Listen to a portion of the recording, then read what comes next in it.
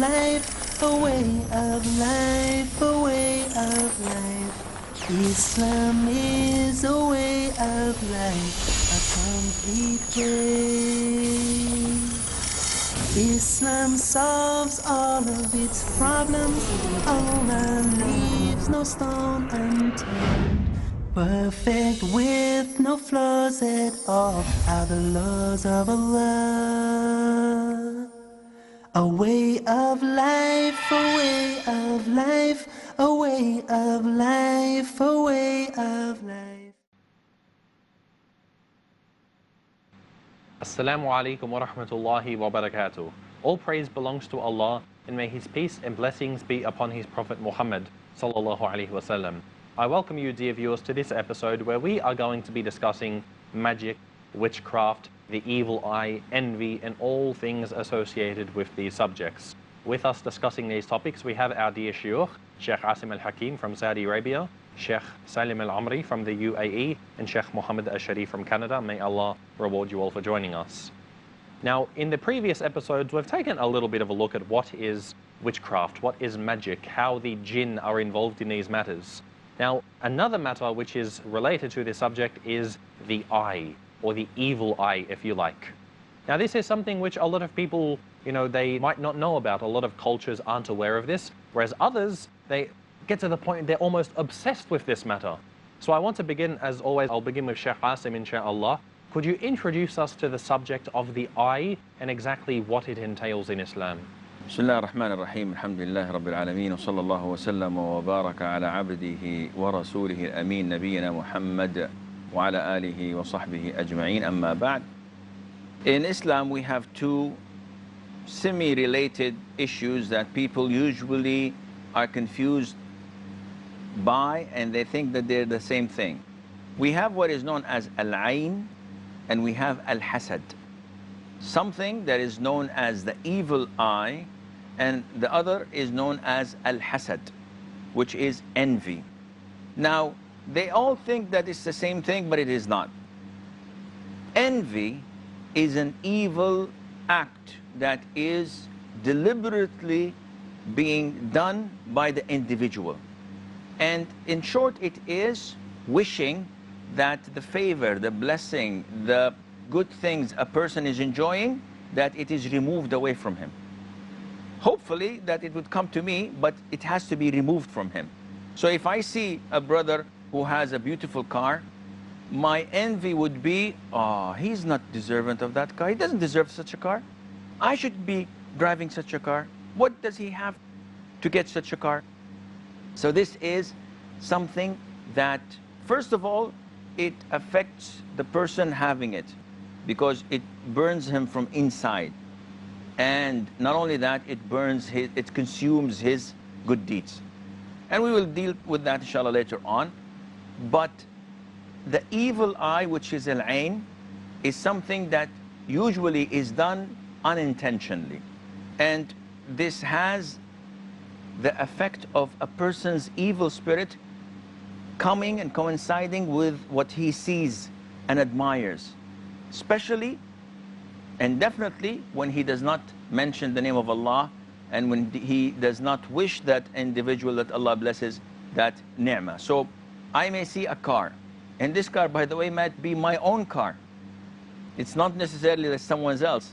It can be my car, and I look at it and I admire it so much without knowing that I am affecting that vehicle, that house, that property, that individual with my evil spirit without me intending it. And because I did not say Barakallah, Tabarakallah, MashaAllah and such, then this affects it and defects it as well. And there are bases of the Sunnah. I believe Shaykh Salim mentioned that in the hadith of Sahal ibn Hanif, may Allah be pleased with him, when he was bathing, and one of the companions, when we say bathing, he was just cleaning himself, so he took his shirt off. Not, of course, he wasn't nude, he just took his shirt off and he was just cleaning himself, and he had beautiful skin. So one of the companions said, whoa, I haven't seen skin like this except on virgins, meaning that this is not the skin of a man. Look how soft and tender it is. And immediately the man fell sick. And the people started visiting him, as a sick person. The Prophet came, alayhi salam. And when we looked at him, he said, do you accuse anyone? And they told him, yes, this individual, this companion, said so and so and so. The Prophet was angered by that, and he reprimanded the man, was talking to him harshly. Why do you kill your brother? And then he gave him the cure, which we will come to mention later on, inshallah. I've actually got a question, I suppose, to get things rolling a little bit. You mentioned that when you see something that you're pleased with, you should say, Barakallahu fi, may Allah bless it. And a lot of people, they debate over this. So I'd like to get your advice on it. Some say you should say, MashaAllah. Others say, MashaAllah, la quwwata illa billah. Others say, Tabarakallah, Barakallah. And some say you should say one and not the other. What are we taught to say in the Sunnah when we see something that our brother or sister might have and we want to ask Allah to bless it? Alhamdulillah, salatu salam ala Rasulullah wa ala alihi wa sahbihi man wala. The evil eye is true, is a fact, and maybe some non-Muslims are watching also. We are living in a world that has many things which are hidden and invisible. So there are invisible creatures, we don't see them. And Allah, this is the rahmah of Allah subhanahu wa ta'ala, He told us and taught us how to protect ourselves against such things. So this evil eye, it is a riddle, it's a mystery. What is it? Imam Ibn Qayyim rahimahullah said, it seems that some destructive rays, they come from one's eye. Remember from childhood, this is still green in my memory. We had a little kid, animal, okay? That's the meaning of kid actually. And it was fat and lovely. It comes, rubs its skin against you and this. So our neighbor was a blind man, blind. So the kid came near to him, so he put his hand on the back of the kid, and the kid immediately started, bah! And fell. My mother, rahimahullah, immediately, there was a man standing, she told him, slaughter the kid before it dies. When they skinned the kid, guess what? The liver inside was just cut like that, as if you took a knife. I remember my mother carrying the kid, telling the people, see? This is the effect of the eye. He just placed his hand. You might harm someone you love, your own child. You come from work tired and the child is hiding itself behind the door, daddy, daddy, and giving you a hug. Before you say mashallah, and you hit that child with the evil eye. So we have to understand this, that it is a fact, it is a reality. So what to say? Bismillah, mashallah will do. So I don't see why brothers, they make fuss of these things. This is lack of knowledge, okay? In the hadith the Shaykh mentioned, هَلَّ بَرَّكْتَ عَلَى أَخِيكَ, why didn't you say Tabarakallah? And we have a problem sometimes. A person comes across one narration and he doesn't know the rest of the narration, so that's it. So what is more important, that you remember Allah subhanahu wa ta'ala, and inshallah then we'll come across the evidences and the proofs, inshallah. So we don't have to specifically mention, may Allah bless this, that, and mention this. It's enough to remember Allah's name, and if you can say mashallah, tabarakallah, that is best. Yeah, because some scholars did say that the ayah which is mentioned in Surah Al-Kahf was not referring to preventing the evil eye, but rather to be grateful to Allah who granted you these two gardens. And of course, the hadith is clear. The best is to ask Allah for blessing. This, eradicates any evil thoughts or looks coming from an individual. But definitely there are a lot of things that are not related to the Sunnah. So if I do something and people are amazed by it, and they say, wow, and I say, Ya akhi, salli ala nabi, offer salutation to the Prophet ﷺ. And in some countries they say, Ain ma sallat an nabi. If something horrible happens, they say, this is an evil eye that did not offer salutation to the Prophet ﷺ. And we know definitely this is an innovation. It does not prevent an evil eye to say, Allahumma salli wa sallam ala Muhammad, though it's a very good and precious deed indeed. Evil eye is mentioned in the Sunnah. And as the Shaykh mentioned, that the Prophet said, ﷺ, that with an evil eye, regarding this animal, the evil eye entered a camel in the pot. What does that mean? The evil eye caused the camel to die, and before it dies, we slaughtered it so that we can utilize the meat and eat it. And it entered also a man his grave. So people can die by the evil eye. Like in the hadith of the Sahabi, Sahal ibn Hayf, he almost died. So an evil eye could be a fatal thing. Indeed. Evil eye is not a sign of deviancy. A righteous person, like in the case of the companion, he gave an evil eye to his brother, but envy is an act of, or it's a major sin, and it is an act that only comes from evil and deviant people. That's why the Prophet said, "La tahasadu." Do not envy one another. And also Sheikh Salim indicated that a person can give an evil eye to his son, to his daughter, to his wife. Well, wife, I don't think nobody would give an evil eye to his wife, but no, I'm joking. There are cases, actually. But it was reported in the books of history that one of the caliphs of Umayyah Empire, he once looked at his reflection in the mirror, and he said Abu Bakr as-Siddiq was the kindest, Umar was the toughest, Uthman was the most generous, Ali was the wisest, Muawiyah was the cunnest, Abdul Malik ibn Marwan was so and so, and he kept on mentioning all the rulers before him. And then he said, as for me, I am so and so, and he's impressed by the way he looks. It was reported that a month did not pass while this guy died of his own evil eye. Imagine that. So, but how did they know he died because of that? They can tell by the symptoms that fall on people. See, nowadays people say that I went to Sheikh so-and-so and he said that I have an evil eye or I have black magic. And people go to the extreme by saying, I called Sheikh so-and-so and he told me that I'm possessed. So then I say, Akhi, how do you know? Does the Sheikh hook you up to a monitor and says, oh, okay, you got to change your spark plugs? Is this the case? They said no.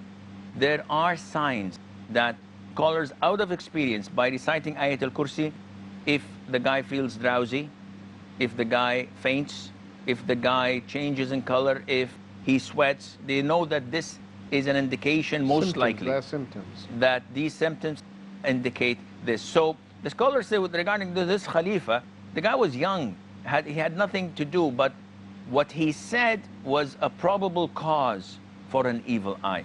Indeed. Now we're going to stop on this point. May Allah reward you all. We're going to go to a very short break, so we'll be back very shortly. So dear viewers, do stay tuned. Inshallah, we'll be back with you after a very short moment. Islam solves all of its problems.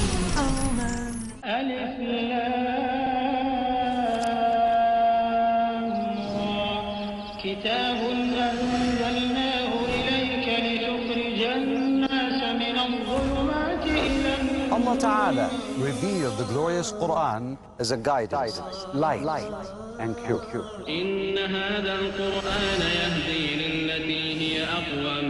But have we understood this great book as Allah wants us to do?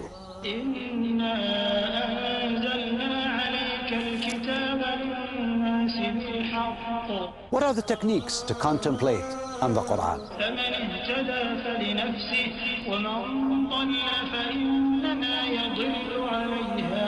How do you memorize the Quran and keep it in your heart?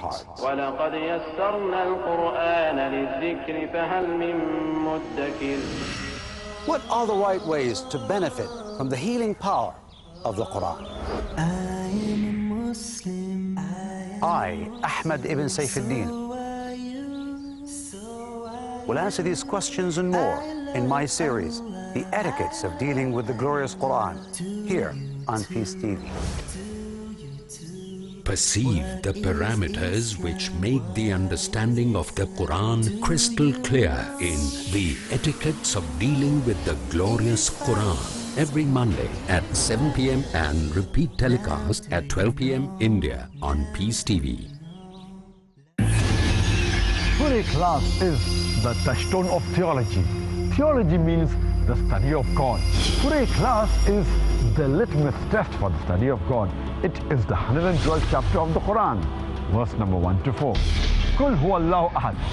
Say He is Allah, one and only. Allahu samad. Allah, the absolute, the eternal. Lam yalid wa lam yulad.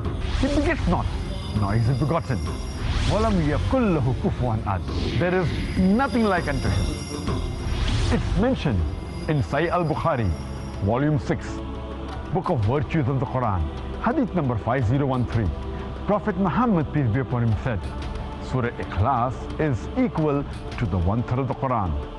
There are 4 criteria for the verification of the true God. The first is Ahad, the one and only. The second is As-Samad, the absolute, the eternal. The third is Lam Yalid wa Lam Yulad, he begets not, nor is he begotten. The fourth is Walam yakul lahu kufuwan ahad, there is nothing like unto him. Verify today whether the God you are worshipping is true or not with the help of Surah Ikhlas, the touchstone of theology. Islam solves all of its problems. Assalamu alaikum wa rahmatullahi wa barakatuh. Now, while we're on sorcery and things, because I know from my own background, my Italian father side of the family, they also believe in the evil eye, malocchio as they call it. And they have a tradition, and I'm going to tell you this tradition, and now you tell me where this would fall in with Islam. They would say, if you want to find out if someone has an evil eye upon them, that you get a pot and you put oil in it, and you heat it below with a candle. And however many bubbles come up, this shows how many times they've been given the evil eye. Now, of course, you know, even my father, when he was raised, he said, I don't believe in this nonsense. In Islam, do we have any of these things? Because you see a lot of people, they have, you know, these symbols, these blue eyes that will protect you, or some, you know, wild ideas about this. Do these things exist, or is this, you know, mumbo jumbo? You know, modern days, you have all these superstitions that go around, right? You have the 13th floor. If you go to American apartment buildings, you'll see there's no 13th floor, right? They just take it out. I was once in the airport coming through customs in Canada, and my daughter took out an umbrella, and the lady was checking the bags, and then she told my daughter, oh, wait, don't open the umbrella, because it's bad luck to open the umbrella. Indoors. Indoors. And then I said, open it as much as you want, to go and play with it as much as you want. But you'll see that this is very prevalent, even with people that they'll say we're modern and we don't believe in religion or anything like that. They still believe in it. And I just, you know, for all the viewers and everybody, Islam came to save us from these things, right? And to protect us and to liberate us. So we don't, after entering into Islam, go back to these ways, taking rocks, taking amulets, believing in superstitions. And these are very, very prevalent through all cultures. So when it comes to, like, because it's so common, this blue eye, especially amongst Turks and whatnot, I mean, they would say this will protect us from the evil eye. Is there any basis for this? If there's no basis, can it even be sinful, or, you know, what grade of sin does it fall into? The belief in it is a breach of tawheed. It's a sign of shirk, because you believe that this eye, which is blue, or this rock prevents evil eye from coming to you, and this is complete shirk.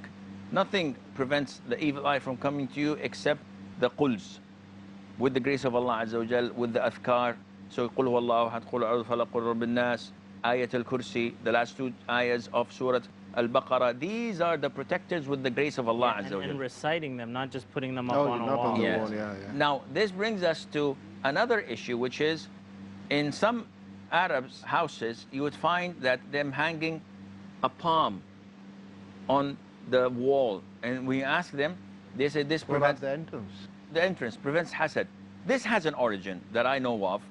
It's stated that before, we know that one of the things that repel the evil eye and hasad is to recite قُلْ أَعُوذُ بِرَبِّ الْفَلَقِ مِنْ شَرِّ مَا خَلَقَ وَمِنْ شَرِّ غَاسِقٍ إِذَا وَقَبَ وَمِنْ شَرِّ النَّفَّاثَاتِ فِي الْعُقَدِ وَمِنْ شَرِّ حَاسِدٍ إِذَا حَسَدَ. These are how many verses?